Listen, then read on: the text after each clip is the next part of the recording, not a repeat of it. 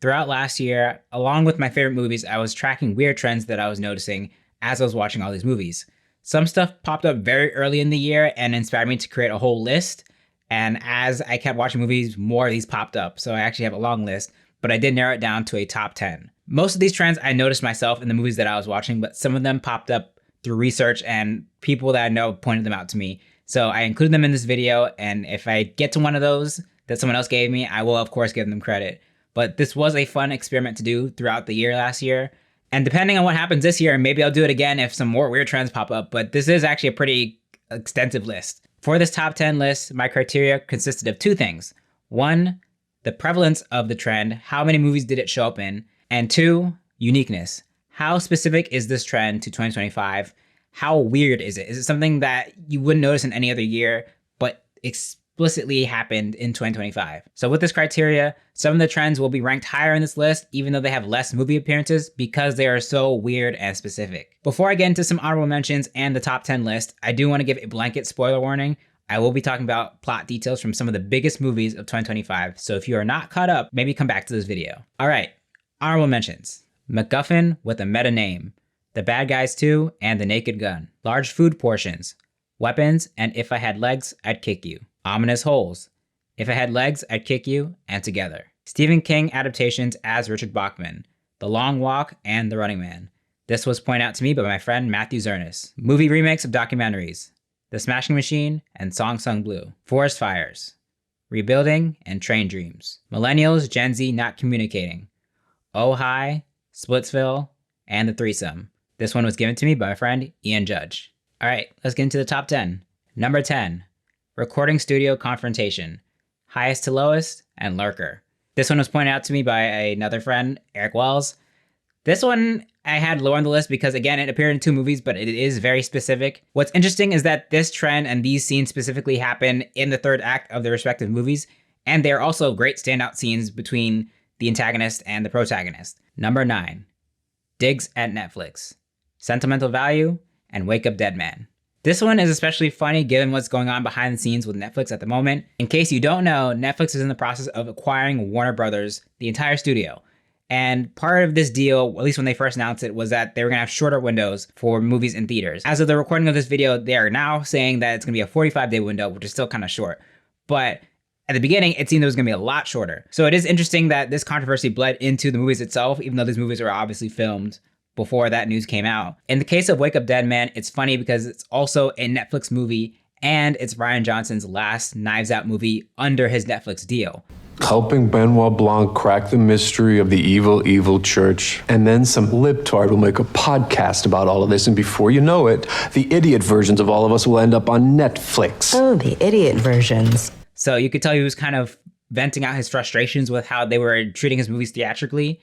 I am very excited to see what he does now that he's free from that deal, but it is funny that this appeared in movies, including a Netflix original.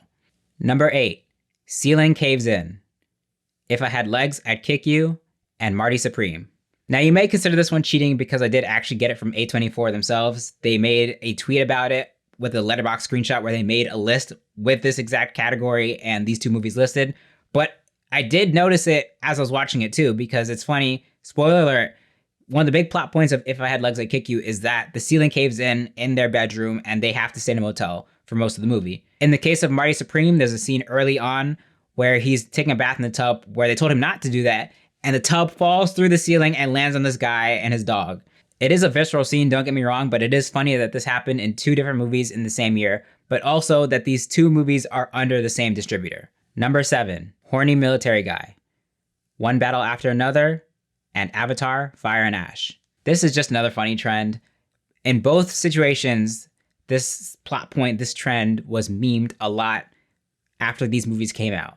In the case of One Battle After Another, this is actually not something put in the trailers. This is something you find out as you're watching the movie. When you watch the initial trailers, you think Sean Penn, Lockjaw, is coming after Leonardo DiCaprio and his family because of their ties to this group and because he's trying to bring them down for the sake of the government. But as you watch the movie, you find out it's actually because he wants to get with this woman and he is obsessed with her, which is hilarious. Sounds like a black girl's name. You like black girls? I love them. And in the case of Avatar Fire Ash, we have Korch with Varang. And that one's even funnier because they have that meme where it's like MAGA guy with his Filipino wife, and it's the picture of them holding hands walking into the military base. Honestly, that's one of the funnier trends of the year because of the memes, but also in the context of their respective movies. Number 6. Villain supernaturally induces labor. The Fantastic Four, First Steps, and The Conjuring, Last Rites. Now we're starting to get into weird territory because these movies didn't come out too far apart from each other, and they both have this scene where the villain wants the baby. In the case of The Conjuring, Last Rites, the whole plot is that this mirror demon wants their daughter, and so when she touches the mirror, it induces labor because the demon is trying to get the baby out of her.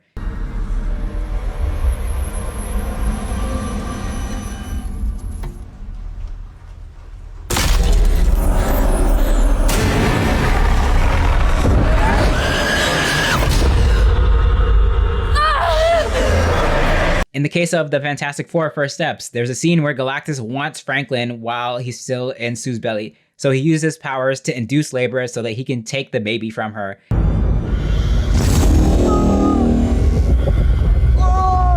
What are you doing to her? Baby's coming out. It leads to this awesome chase scene through a black hole. But again, it's so weird that it happened 2 times in this year. If one more movie had done this, I might have bumped this into the top 5. But again, this is very, very specific and very weird.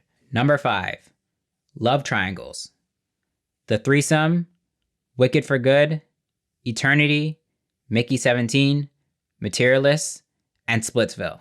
Now, I will say Splitsville just barely fits into this trend because it's kind of more than a love triangle. It's actually 2 couples who are kind of intermingling and sort of cheating on each other, dating each other. But even still, there are a lot of love triangles in 2025.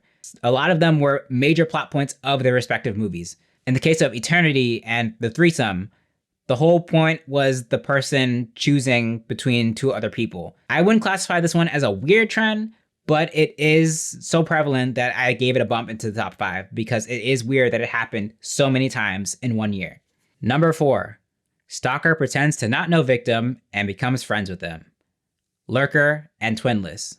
So this one, I will say, is a spoiler for both movies, especially Twinless, because it's something that's revealed early on, but it was not in the trailers at all. So if you have not seen that movie, sorry, I spoiled it for you. The crazy part about this one is these movies came out at the exact same time, and I watched these 2 back to back in theaters. Like I saw Lurker on Tuesday, and then the Wednesday I saw Twinless, and I was like, what? The fact that this happened in 2 movies literally back to back was insane. Now, they do differ in how they approach this stalker character. I would say in Twinless, he seems a little more redeemable. Dennis, he seems a little sadder as a person. Like you could see he's lying about the thing because he has these issues, right? Whereas the stalker from Lurker, Maddie, he is more sinister and you could tell he has more malicious intent. Whereas Dennis is trying to kind of make up for the wrong he did, but he's going about it the wrong way. Number 3, CGI babies.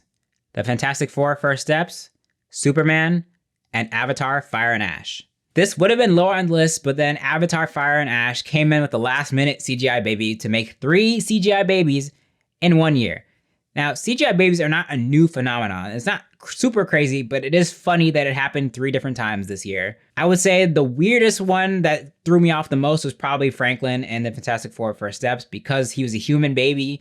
And so it really gave me more of that uncanny valley when you could tell that either like put another baby's face on his or when they try to make him fully CGI, like when Ben Grimm is holding him. In the other cases, I feel like it was not as distracting because they were non-human babies, technically. I guess Superman's baby, maybe it's like half human, but he doesn't look like it. He looks like an alien. And then the baby in Avatar is a Na'vi baby. So again, it doesn't throw you off when you look at them because they're babies, but they're not human babies. So it doesn't trigger that same thing in your brain as Franklin did in the Fantastic Four First Steps.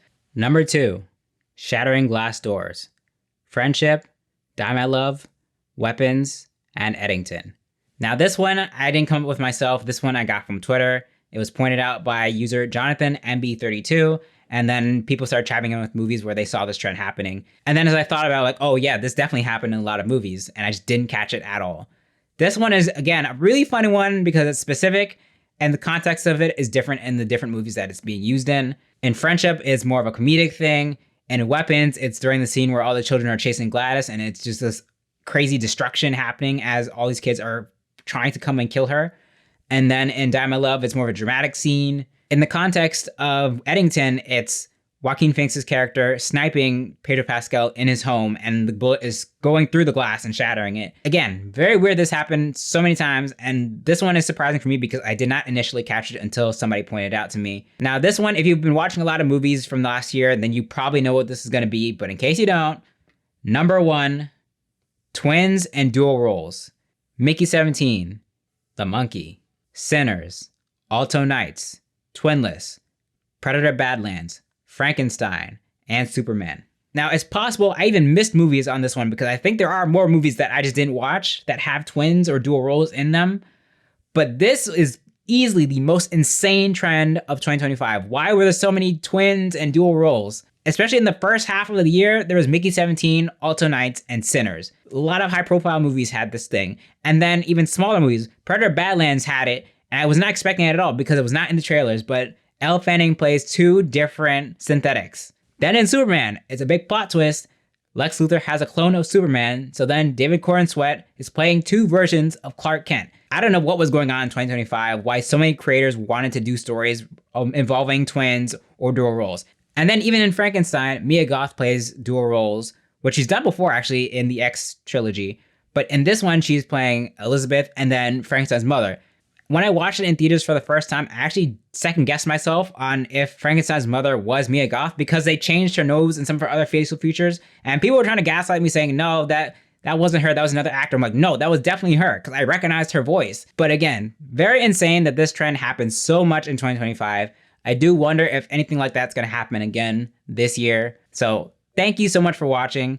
If you think I've left out a movie in one of these trends, let me know. Or if there's a big trend I missed, also let me know down in the comments. Thank you for watching, and I'll see you in the next one.